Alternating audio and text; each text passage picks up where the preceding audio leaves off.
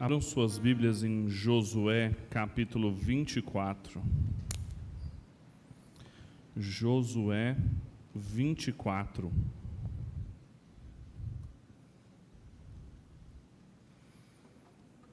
Nós vamos ler o capítulo todo. Você fica com sua Bíblia, que eu posso pedir sua ajuda para fazer a leitura.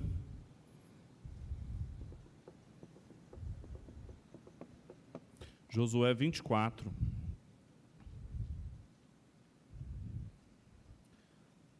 Nós vamos começar lendo do 1 ao 13.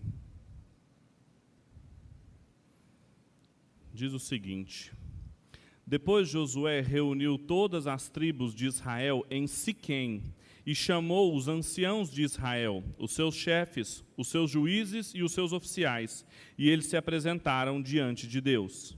Então Josué disse a todo o povo: Assim diz o Senhor, Deus de Israel: Antigamente os pais de vocês, incluindo Tera, pai de Abrão e de Naor, viviam do outro lado do Eufrates e serviam outros deuses.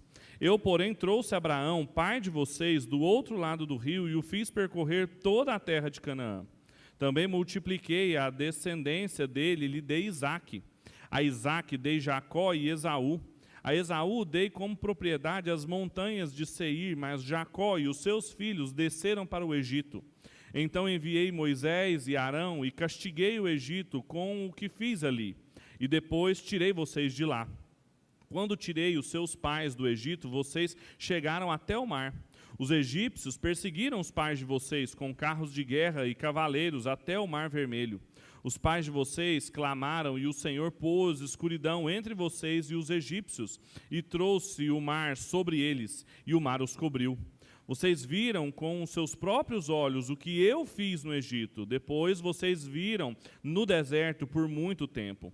Daí eu os trouxe à terra dos amorreus, que moravam do outro lado do Jordão. Eles lutaram contra vocês, mas eu os entreguei nas mãos de vocês. Vocês tomaram posse da terra deles, e eu os destruí diante de vocês. Então o rei de Moabe, Balaque, filho de Zippor, se levantou e lutou contra Israel. Mandou chamar Balaão, filho de Beor, para que os amaldiçoassem. Porém eu não quis ouvir Balaão, e ele teve de abençoar vocês. E assim eu os livrei das mãos de Balaque. Vocês atravessaram o Jordão e chegaram a Jericó. Os moradores de Jericó lutaram contra vocês, e o mesmo fizeram também os amorreus, os ferezeus, os cananeus, os heteus, os girgazeus, os heveus e os jebuseus.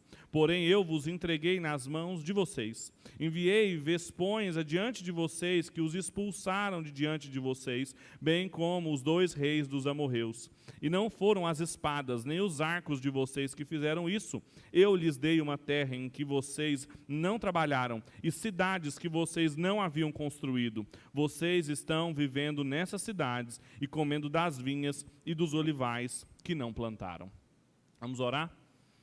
Pai, nós estamos diante da sua palavra e pedimos que o Senhor nos conduza, nos instrua e nos ensine toda a justiça dela decorrente. Ajuda-nos a enxergar aqui o Evangelho e a conseguirmos responder com obediência a tudo o que ele diz. É a nossa oração essa manhã para a glória do seu nome, em nome de Jesus. Amém. Essa semana é a comemoração do Natal, não é? A grande contribuição do calendário cristão, e com certeza um tempo de preparação também, um tempo de preparação para aquilo que nós estamos fazendo. As crianças podem acompanhar a tia Kelly até 10 anos. A tia Kelly está ali no fundo. Entretanto, quando a gente está diante do Natal, ou às vésperas do Natal, existe muita pressão secular para que a gente se esqueça do verdadeiro significado dele. É claro, toda a pressão comercial, econômica, cultural por trás dele. E é quase um clichê já falarmos sobre isso. Só que tem um outro ponto, ou um outro fator que é um agravante a essa pressão secular, que é a fragmentação da nossa visão bíblica em relação ao significado do Natal, ao que significa realmente a encarnação de Cristo, como nós cantamos aqui, e o seu nascimento que nós estávamos há tanto tempo nos preparando. Se não soubermos o porquê do nascimento de Cristo, esse pedaço da grande narrativa que Deus está conduzindo ao longo dos séculos, nós nos deixaremos facilmente suscetíveis a cair em qualquer tipo de mensagem vazia de amor, qualquer tipo de mensagem de fraternidade universal, de um tempo de nos comovermos uns com os outros, e aí vira aquele tempo de água com açúcar das confraternizações dos nossos trabalhos e coisas do gênero. Então, não ter uma clara concepção da teologia bíblica, aquilo que o reverendo Ronaldo falou aqui na liturgia, a respeito da grande história, de como Deus estava construindo isso, é um fator agravante às pressões que nós já sofremos na nossa sociedade secularizada. E o texto que nós lemos hoje, apesar de você pensar assim, nossa, Pedro está falando do Natal, mas leu Josué, eu esperava assim, uma exposição nas narrativas do nascimento, né? Mas é porque esse texto em específico, ele nos ajuda a entender muitíssimo as condições privilegiadas da encarnação de Cristo e a consumação e a aplicação da sua obra na nossa vida, apontando tanto a fidelidade de Deus quanto a nossa incapacidade. Esse texto é um dos mais perturbadores em relação a isso, sobre a ambiguidade. Eu vou mostrar para vocês por quê. Como a gente consegue entender aqui, nessa ratificação da aliança de Deus com o seu povo, a necessidade da vinda do Messias. O contexto dessa passagem aqui é o final do livro de Josué. Depois da gente ter percorrido os dramáticos relatos da conquista da terra, que vai do capítulo 1 até o final do capítulo 12, depois a distribuição da terra, que vai do 13 ao 21, do capítulo 22 até o 24, nós temos as considerações finais que dizem respeito à ocupação dessa terra. Algumas coisas que precisavam ficar claras, já que Josué sabia que estava caminhando para a morte e que ele queria consolidar a sua liderança e todo o trabalho que ele havia feito ali com o povo. E essa narrativa, em particular, essa da renovação, da ratificação da aliança ali em Siquém, ela se insere em algo muito maior, que está sendo desenvolvido ao longo dos livros anteriores ao livro de Josué, que é esse drama cósmico de Deus reestabelecer o seu reino, que foi usurpado por uma tentativa parasita, de um reino parasita, após a queda do ser humano no pecado. Deus está, desde Gênesis, revertendo essa rebelião cósmica do pecado através do estabelecimento do seu reino. E a forma como ele faz isso foi chamando para si um povo, o que nós ficamos sempre falando da semente da mulher, que habitaria numa terra que seria uma espécie de embaixada escatológica, ou seja, uma cidade que viveria ali de testemunho para as outras cidades, o que era o protótipo do reino de Deus. Viveriam debaixo das leis, dos paradigmas, das ordenanças de Deus ali, e que seria uma bênção para todos os povos que desfrutassem disso, que aprendessem com eles e que, de certa maneira, também colocassem em prática aquilo que era a mensagem dele para outros povos. Futuramente, no interior desse povo e dessa terra, nasceria o rei Jesus, o Messias, o Filho de Deus. Então, o tema da terra, do povo e a aliança no interior da qual todos esses temas estão orbitando é fundamental nessa narrativa que nós estamos de Josué. Porque, nesse sentido, o momento final do livro de Josué, ele é paradigmático para toda essa construção da teologia bíblica que a gente está falando. Porque ele se trata de uma tomada de consciência do povo, que estava ouvindo agora as palavras de Josué. No capítulo 22, como nós mostramos na semana passada, o povo teve um conflito, dividiu-se as tribos transjordânicas com as tribos cisjordânicas, mas no capítulo 23, no capítulo 24, há um discurso de Josué e depois a ratificação da aliança. E fica claro aqui que Deus foi fiel no cumprimento de cada uma das promessas que ele fez desde o Éden, de dar essa terra aos seus filhos, de fazê-los uma grande nação, de preservar a semente da mulher frente à semente da serpente, de cuidar da edificação da cidade de Deus no meio da cidade dos homens. E manter-se fiel a Ele e a essa aliança seria condição de possibilidade para essa reestruturação cósmica que Deus estava fazendo, para que ela continuasse sendo bem-sucedida.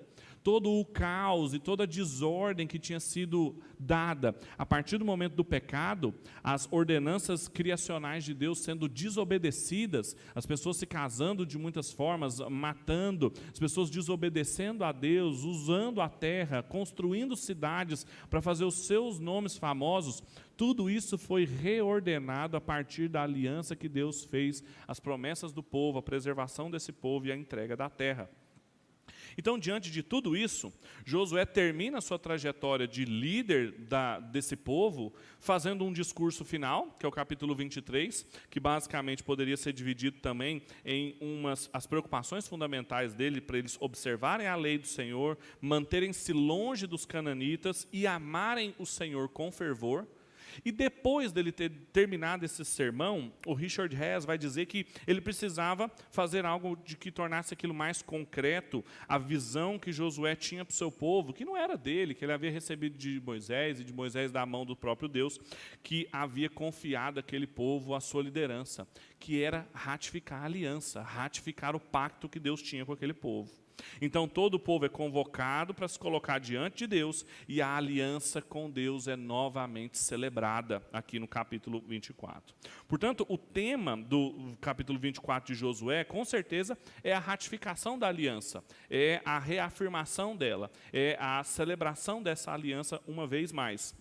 Agora, quanto a esse tema, nós podemos declarar de uma maneira que essa ratificação da aliança envolve algumas coisas que eu gostaria de explorar com vocês essa manhã.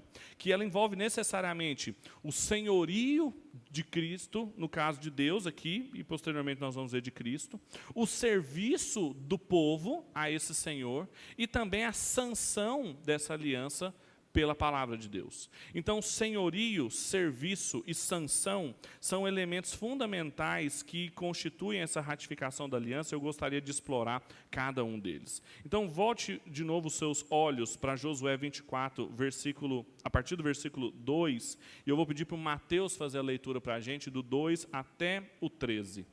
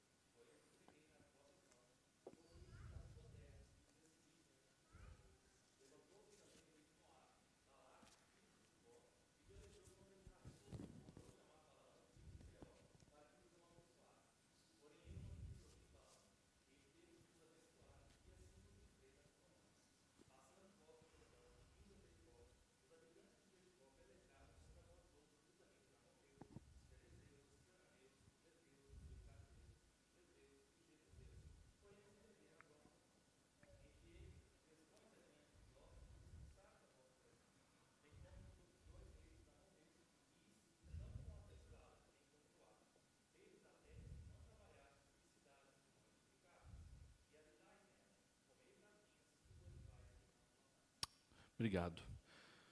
A primeira coisa que esse texto nos ensina é que a ratificação da aliança, ela pressupõe necessariamente o senhorio de Deus. Nesses primeiros 13 versículos, fica claro tudo aquilo que Deus fez. Observe que se trata de uma recapitulação histórica dos atos de Deus na história. Isso já é um dado teológico bem fundamental entre os comentadores que as alianças bíblicas, os pactos que Deus fez com o seu povo, seguem as estruturas dos tratados do Oriente Médio ou do Oriente Próximo, especialmente aqueles que são anteriores a 1200 a.C. Então nós estamos falando de tratados de suzerania e vassalagem, que não são os tratados medievais que nós conhecemos, mas aqueles preservados pelos povos hititas e que apresentam uma estrutura muito semelhante à que nós vemos nesse próprio texto aqui. Por exemplo, esse texto de Josué é uma declaração do pacto quase que padrão.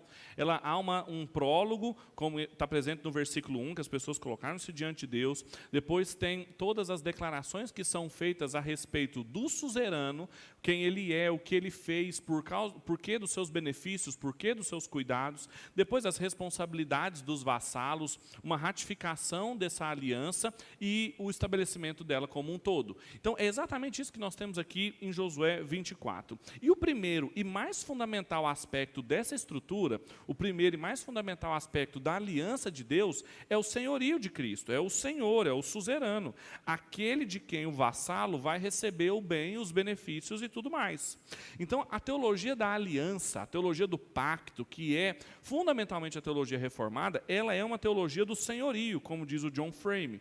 E por isso o texto começa com o povo todo diante de Deus, o Senhor de Israel, e essa expressão é importantíssima porque estar diante de Deus, a expressão completa, só aparece uma única outra vez, que é em Êxodo, no capítulo 19, quando eles estão no Sinai, e eles então vão receber pela primeira vez as palavras de Deus, as palavras desse Senhor, para entender como eles viveriam a partir de então. Então, novamente aqui em Josué 24, o povo está diante de Deus para reafirmar a sua condição de relacionamento, de pacto com Ele, mostrando os grandes feitos do Senhor, mostrando os seus benefícios e as boas relações que Ele tem com esses vassalos, com o povo que Ele chama de seu. Agora, um detalhe muito interessante nesse texto é que essa recapitulação histórica, ela omite uma série de coisas, né? Não dava para resumir tudo o que havia feito, mas ela omite algumas coisas importantes. Por exemplo, ela não fala nada do Sinai, ela não fala nada da lei dada ali, as tábuas da lei, ou mesmo os pecados do povo em relação àqueles momentos, bezerro de ouro e coisas do gênero. Por quê? Porque o foco, os comentaristas também são unânimes em dizer que o foco aqui é justamente a posse da terra. Ele fala dos patriarcas, fala da vida deles no Egito, a libertação, a tomada da terra e agora o período de estabelecimento ali. E especialmente estar naquele lugar ouvindo essa história era muito importante para o povo, porque a cidade de Siquém tem uma importância também muito grande nos relatos que eram dados até então. Siquém foi o primeiro lugar onde Abraão levantou um altar, em Gênesis no capítulo 12, no versículo 6. Posteriormente, também foi ali que Jacó, depois do seu encontro com o seu irmão, em Gênesis 35, instruiu a sua família e as chamou a um novo compromisso com Deus, a abandonar os falsos deuses, abandonar os ídolos que foram enterrados ali. Então, Siquém, em termos de promessas da aliança para o povo, desde os patriarcas e o cumprimento delas, era muito importante. Era como se o povo estivesse de novo diante de Deus, como Abraão um dia esteve, como Jacó um dia esteve, para ter noção de que aquele Senhor havia cumprido todas as suas palavras, e Ele era um bom Senhor, Ele era alguém digno de ter uma aliança com Ele, era bom estar em pacto com Ele. As experiências de fé dos patriarcas têm ressonâncias e paralelos com o povo, que estão na mesma aliança, na mesma condição de vassalo. Além disso, fica explícito aqui também que, enquanto o povo foi fiel a essa aliança, eles gozaram de todos os benefícios dessa relação, mas também a sua infidelidade gerou todos os malefícios que eles tinham, todos os pecados que eles cometeram, e fica explícito aqui que os atos de deslealdade a esse Senhor levaram a prejuízos. Portanto, somente a fidelidade a Ele poderia ser garantia para o estabelecimento da ordem, para o estabelecimento de regência do reinado de Deus novamente ali. Então, a ratificação da aliança pressupõe que Deus, enquanto Senhor, a realidade do seu senhorio, garante essa ordem e essa estabilidade ante ao caos originalmente instalado pelo pecado. Quando a gente entende isso, entende o que está acontecendo naquele texto, a gente tem que fazer uma pergunta que é: o que isso significa para nós hoje, como que esse texto se aplica à minha e à sua vida, que também somos parte da aliança de Deus, que também estamos em pacto com Deus. E as implicações para o que a gente tem chamado de uma espiritualidade pactual é muito importante, porque apesar até mesmo das igrejas que têm uma teologia aliancista, pactual, elas muitas vezes têm uma espiritualidade pietista, uma espiritualidade estranha a essa teologia, que é aquela espiritualidade dualista, que faz distinção entre sagrado e profano, entre coisas que são sagradas e coisas que são seculares. E isso é estranho a nós, porque fica muito claro as implicações do dia a dia de estar em aliança com Deus. Nós nos apresentamos diante de Deus com a mesma solenidade. Isso para o cristão, o culto cristão, isso é fundamental, conforme Hebreus capítulo 10, versículo 25 nos instrui, e fica claro como que nós estamos diante do Senhor, celebrando a aliança dele, principalmente no culto cristão, essa aliança administrada agora no sangue de Cristo, e isso mostra como Deus cuida de nós, nos quer bem, e historicamente tem preservado o seu povo. O cuidado dele, todas as bênçãos que Ele nos dá, elas fazem sentido. Às vezes porque nós temos um contexto muito recente da teologia da prosperidade no Brasil, em que pastores e pregadores vendiam as bênçãos de Deus, mercadejavam a palavra e prometiam mundos e fundos para as pessoas. Às vezes a gente tem até receio de dizer que Deus nos abençoa, que Ele cuida de nós e que Ele é bondoso. Às vezes a gente até nas nossas orações nem pede as coisas para o Senhor.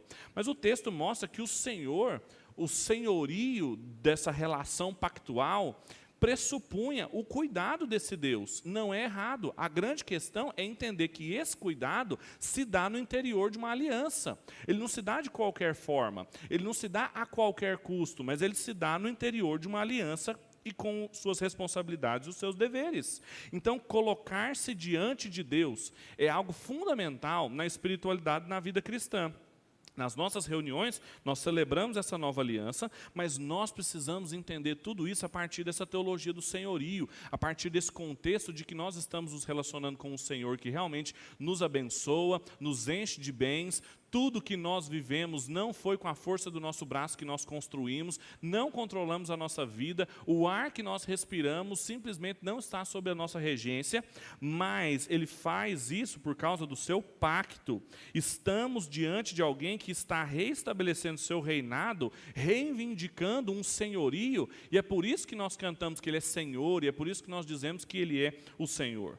Todos os benefícios e as boas relações que nós temos devem ser compreendidas não como quem está num relacionamento com Deus, aqueles relacionamentos terapêuticos, afetivos, sabe? Ah, não, eu vou orar muito, vou insistir muito com Deus aqui, Ele vai ter dó de mim e vai me dar as coisas. Ou então, se eu andar na linha, Deus me abençoa, se não, Ele puxa meu tapete. A grande questão não é essa, não diz respeito a esse tipo de espiritualidade que o Christian Smith chamou de moralismo terapêutico deísta, ou deísmo moralista terapêutico, que é um Deus distante de nós, que simplesmente está ocupado com a nossa moralidade e Ele quer cuidar da nossa felicidade e aplacar nossa alma. Não é esse o Deus e Pai do nosso Senhor Jesus. Ele mostra-se um Senhor, Ele exerce um senhorio, o seu reinado cósmico, e Ele, claro que cuida daqueles que estão em aliança com Ele, por causa dele, da fidelidade às suas promessas, à sua palavra, e não nenhum desempenho nosso.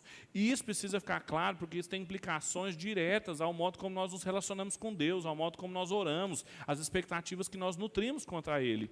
Seja na nossa relação com o próprio Deus, seja em todos os outros pactos que nós vamos celebrar com os nossos amigos, os nossos cônjuges, os nossos filhos ou na nossa igreja. Essa é a primeira coisa que esse texto nos ensina, que a ratificação da aliança com Deus, ela pressupõe, em primeiro lugar, o senhorio de Deus. Em segundo lugar, a ratificação da aliança com Deus envolve um serviço do povo.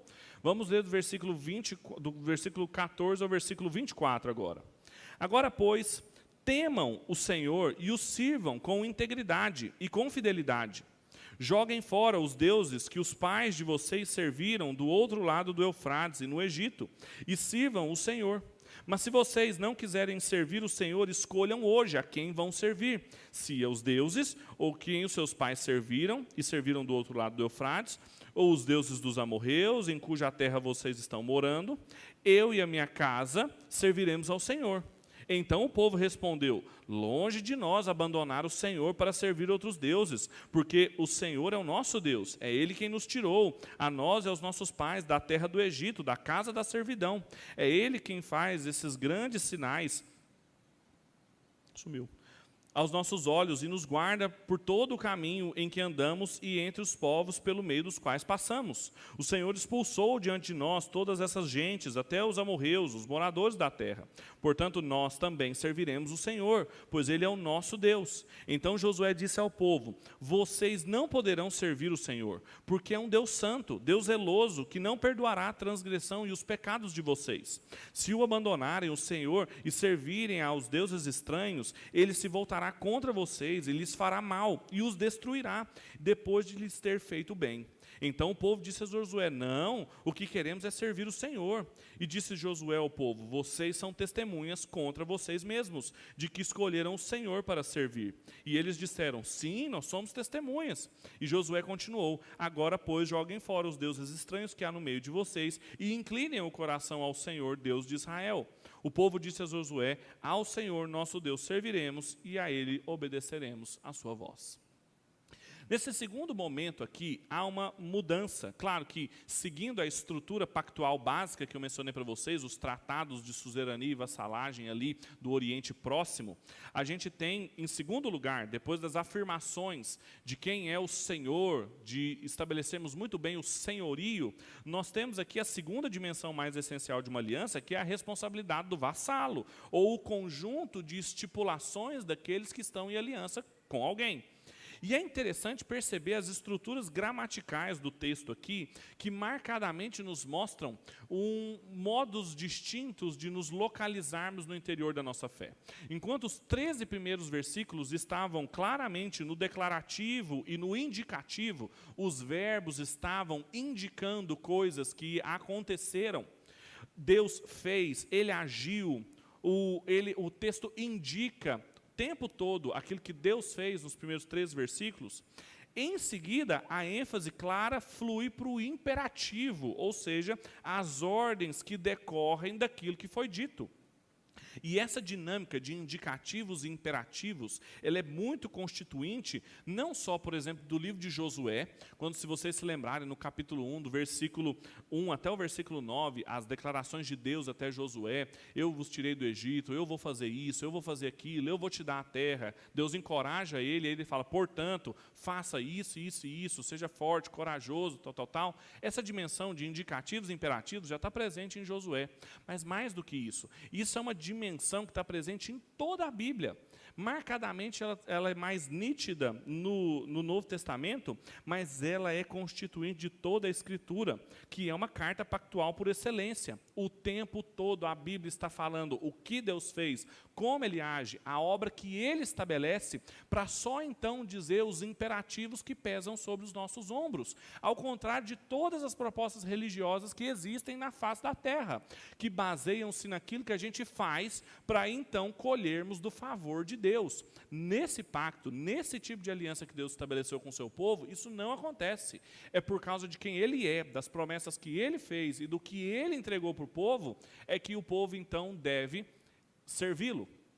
Tem um teólogo norte-americano que eu gosto bastante, que é o Kevin Van Hooser, que ele mostra que o trabalho teológico se dá justamente nesses 2 modos. E a gente pode dizer que toda a vida cristã se dá de 2 modos. Se dá no modo indicativo e no modo imperativo. Ou seja, ela se dá no modo de nos lembrarmos daquilo que Deus fez. Quando a gente indica alguma coisa, quando a gente usa o verbo no indicativo, nós estamos falando da realidade tal como ela está estabelecida. A porta está aberta.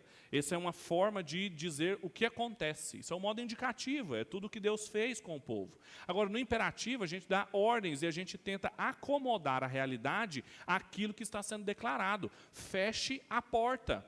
Ou seja, muito provavelmente a porta não está fechada e está sendo dada uma ordem para que ela seja fechada. É isso que acontece por todo o tempo na revelação da palavra de Deus. Uma série de coisas que Deus já fez, que Ele já é, que já estão estabelecidas, que são indicadas, e uma série de imperativos que são dados para que a gente possa, com isso, viver e acomodar a nossa vida aos padrões do reino de Deus.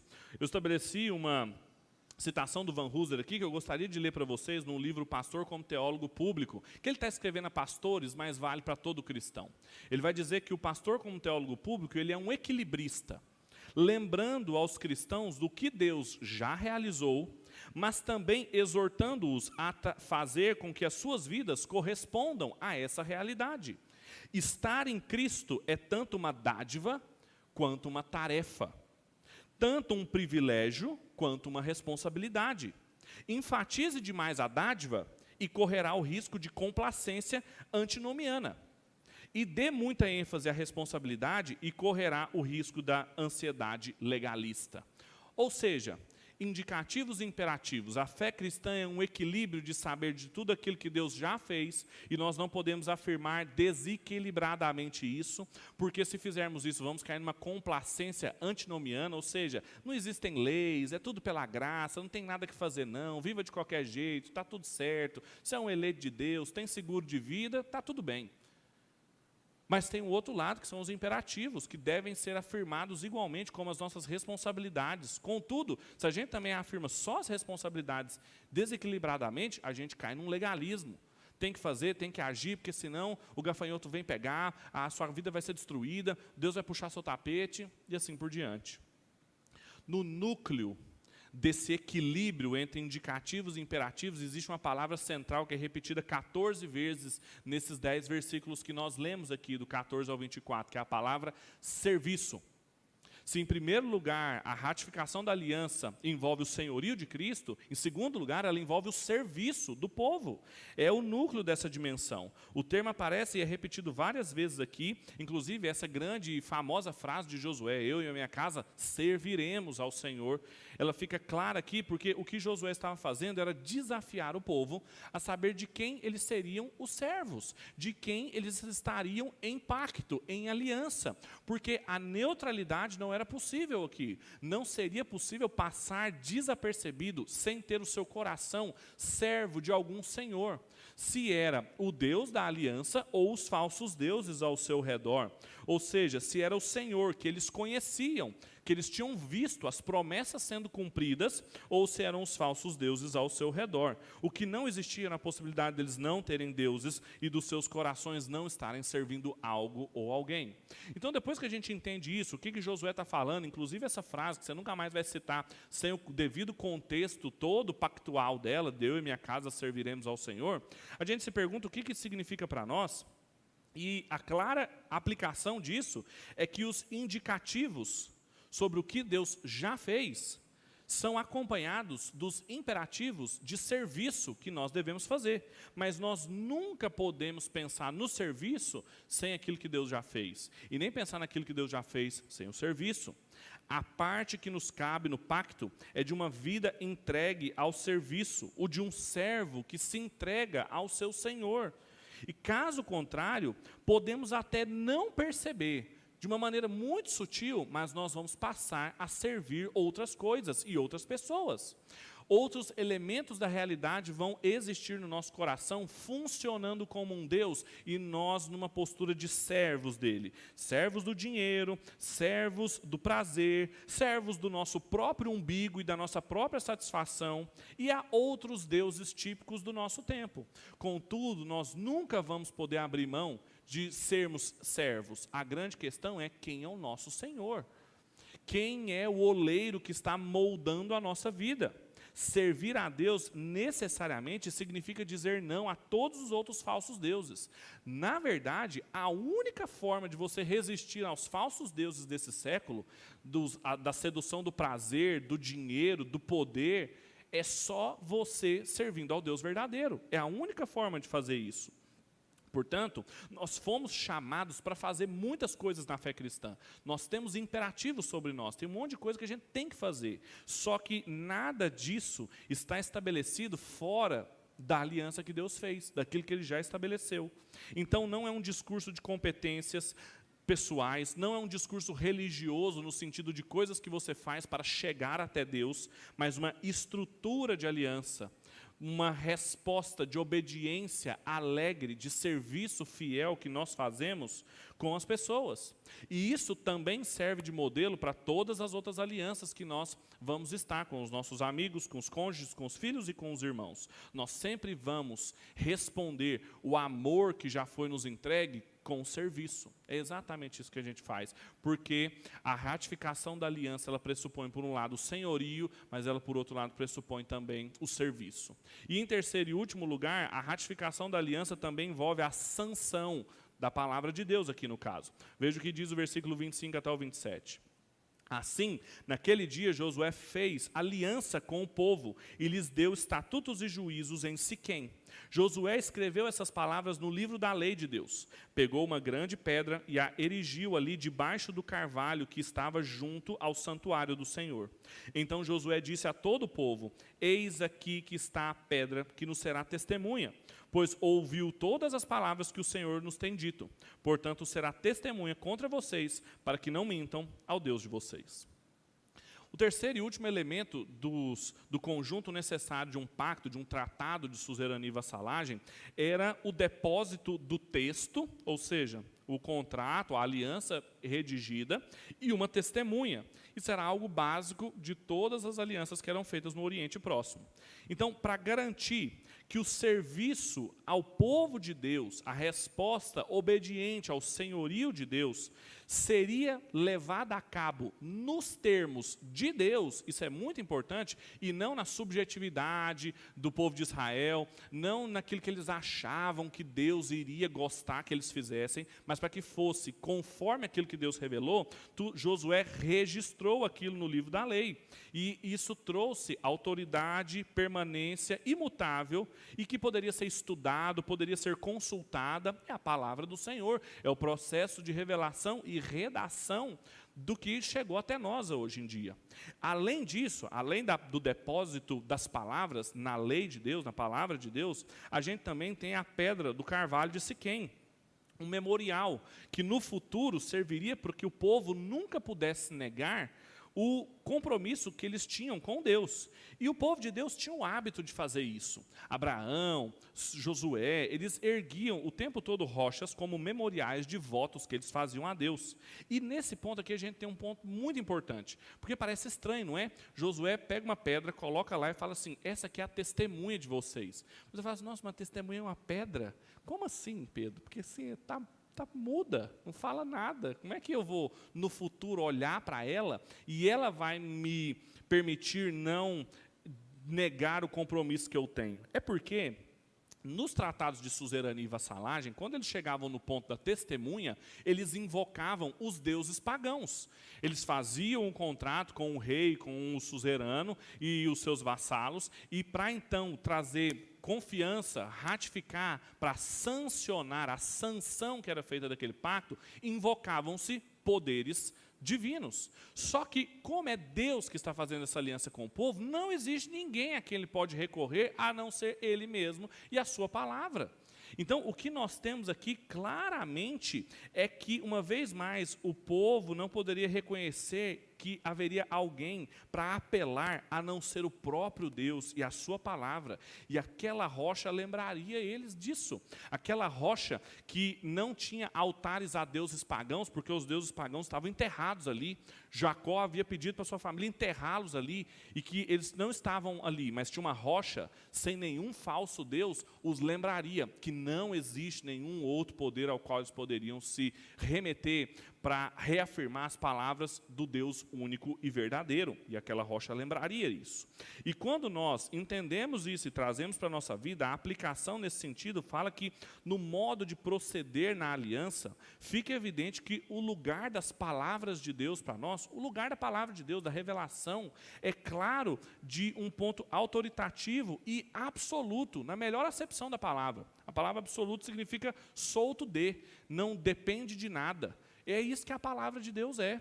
A palavra de Deus, os seus decretos, a revelação proposicional presente nas Escrituras, significa que Deus é a autoridade dele mesmo e que ele tem esse poder de não precisar se justificar com nada nem ninguém. E nós não precisamos procurar e nem reivindicar nenhum outro poder para obedecermos essa palavra. Apesar disso, estranho seria, na verdade, o contrário, de Deus ter estabelecido uma aliança com a gente e a gente precisar recorrer a um outro poder para isso. Só que, por mais estranho que isso seja, é o que acontece o tempo todo. O tempo todo as pessoas estão invocando outras autoridades ou outras pseudo-fontes de autoridade para a palavra de Deus e para as próprias promessas que Ele estabeleceu. Muitas vezes nós reivindicamos a racionalidade, questionando o relato bíblico por aquilo que parece razoável, racional, intelectualmente aceito. Ou então nós invocamos a experiência empírica para dizer que o que nós vivenciamos hoje não tem nada a ver com aquilo que a palavra de Deus apresenta. Ou então mesmo a própria cultura, a atualidade do contexto em que nós estamos, que carece que a gente atualize o conteúdo da revelação, ou então até mesmo a nossa subjetividade, a nossa sensibilidade subjetiva de que esse texto aqui para mim não serve, na verdade eu entendo que muito mais fala sobre isso aqui do que propriamente o que o texto está falando. Tudo isso são reivindicações pagãs a outros falsos deuses, para justificar, para trazer ratificação, sanção para a palavra de Deus, que não precisa. Quando Deus, através de Josué, registrou, ergueu aquela pedra no carvalho de Siquém, estava claro que ali, em Siquém, aonde Abraão adorou a Deus, aonde Jacó enterrou os seus falsos deuses, Josué reafirma a aliança com Deus e não tem nada acima dele, mas tão somente a sua palavra, que é garantia para nós, que ele continuaria cumprindo as suas promessas, como ele tem feito ao longo dos séculos. Essa é a mensagem de Josué. Agora, tem uma coisa, tem um detalhe nesse texto aqui que é muito curioso. Na verdade, nas palavras do Bruce Waltke, é um ponto terrível nesse texto, um detalhe perturbador, o Waltke vai dizer. Por quê? Porque no momento em que Josué, nos versículos 14 e 15, ele, depois de ter falado tudo que Deus falou para eles, falou que fez, ele então convoca o povo para poder servi-lo.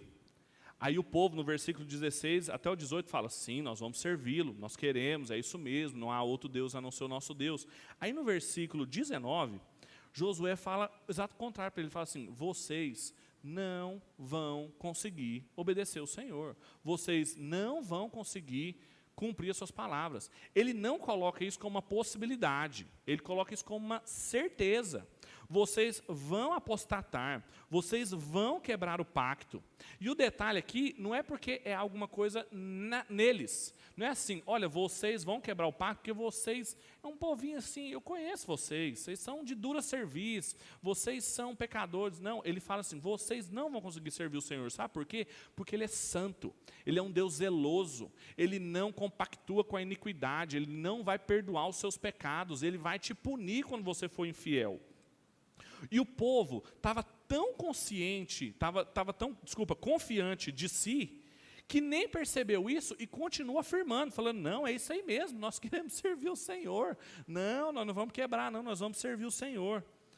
E esse é perturbador, porque o Waltke vai dizer que isso mostra toda a ambiguidade do Antigo Testamento inteiro, de um chamado à fidelidade ao Deus da aliança, mas a inescapabilidade da falibilidade humana, como a nossa infidelidade é inevitável. E essa ambiguidade também está muito presente no texto de Josué, porque no texto de Josué, a gente tem, por um lado, a realidade da conquista da terra. Eles conquistaram a terra, mas não conquistaram da forma como Deus falou para conquistar. Josué deixou de conquistar uma série de cidades, vencer uma série de inimigos que estavam entregues. Vejam os indicativos. Eu os entreguei nas suas mãos, Josué. Josué só tinha que batalhar, ele só tinha que cumprir o imperativo, mas ele não fez. E ele então também não conseguiu conquistar a terra. Então o livro de Josué se insere no processo maior revelacional de Deus, naquilo que eu falei no começo sobre a necessidade messiânica. Logo aqui já está evidente que vai ser necessário uma nova aliança administrada de uma outra forma, que enxerga em Cristo um senhorio, um serviço, uma sanção da aliança divina, de uma vez por todas, que não foi possível aqui. E essa é a mensagem do Evangelho em Josué. Essa é a mensagem do Natal. Essa é a importância do nascimento de Cristo, a sua encarnação, sua vida, morte, consumação de sua obra e a aplicação dela na nossa vida. É porque em Cristo nós vemos esses temas da aliança divina de uma forma perfeita, completa. É o ápice da revelação do senhorio de Deus, é o ápice do serviço, de como Ele nos serviu, como Ele prestou esse serviço e como Ele sancionou essas promessas de Deus, encarnando e morrendo no nosso lugar. Essa é a mensagem do Natal, e isso muda totalmente a nossa forma de viver. Eu já apliquei todo o sermão em todos os momentos, quando eu falei do senhorio, quando eu falei sobre o serviço e quando eu falei sobre a sanção. Mas quando a gente passa todo esse conteúdo do Antigo Testamento no prisma cristológico e refrata o conteúdo dessa mensagem na vida do Senhor Jesus, fica ainda mais claro o que se espera de nós, para a gente terminar aplicando e pensando como que nós vamos viver, não só essa semana que nós comemoramos esse Natal, mas, acima de tudo, por toda a nossa vida vivida diante de Deus, da aliança com Ele. Em primeiro lugar, isso fica claro como que nós devemos assumir o senhorio de Cristo como a realidade fundamental da nossa vida. Em Cristo, todos os outros poderes caducaram. Em Cristo ficou evidente aquilo que o apóstolo Paulo em Colossenses, no capítulo 1, diz sobre Ele ser um poder que destitui todos os outros. Ele relativiza todos os outros senhores. Então, o senhorio de Cristo na nossa vida precisa ser evidente na tomada de decisão, na nossa postura, em como a gente age, porque Ele é o Senhor. Mostrou-se claramente o senhorio de Deus através da encarnação de Cristo, e essa é a mensagem do Natal. Além disso, em segundo lugar, diz respeito também à entrega da nossa vida em serviço verdadeiro a Deus, por causa de Cristo. A obra consumada dele, aplicada na minha e na sua vida, permite que a gente possa servi-lo, permita que a gente possa, da maneira fragmentada, imperfeita, incapaz, apresentar a Ele coisas que, por passarem por Cristo, pelos méritos de Cristo, possam ser considerados um bom serviço. Servos inúteis que foram feitos úteis pela graça de Deus. Então, responda aos indicativos divinos com o serviço, aos imperativos que estão sobre você. E em terceiro e último lugar, a respeito da sanção, fica claro que o próprio Senhor Jesus, sua palavra e a revelação dela de uma vez por todas na Escritura, no cânon bíblico, não nos dá mais margem para a gente reivindicar nenhuma outra autoridade para a nossa vida. Então, sancione a sua fé em Deus tão somente com a palavra de Deus. Não fique procurando outras fontes de autoridade, não fique questionando a autoridade bíblica por causa de outras pseudo-realidades ao seu redor. Na verdade, o contrário. Questione a sua racionalidade, questione as suas experiências, a sua subjetividade, os seus desejos, à luz da palavra. Porque ela sanciona essa aliança que foi consumada em Cristo Jesus, no Calvário, mostrando de uma vez por todas de quem é o senhorio, e mostrando de uma vez por todas um serviço que nós nunca conseguiríamos fazer, mas Cristo fez. E por causa da obra dele, aplicada em nós, nós podemos responder esse senhorio hoje com amor. Essa é a mensagem do Evangelho. Essa é a mensagem do reino de Deus no meio da cidade dos homens. O Natal, a encarnação de Cristo, o Emanuel morando conosco, é o rei desse reino habitando no meio das nossas cidades e mostrando quem é o verdadeiro Senhor dessas cidades, que nós habitamos em cidades que nós não construímos, que nós desfrutamos dos vinhedos e dos olivais que nós não plantamos, porque Ele é o Senhor, o serviço é dEle e todas as coisas existem por causa dEle, para Ele são todas as coisas. Vamos orar?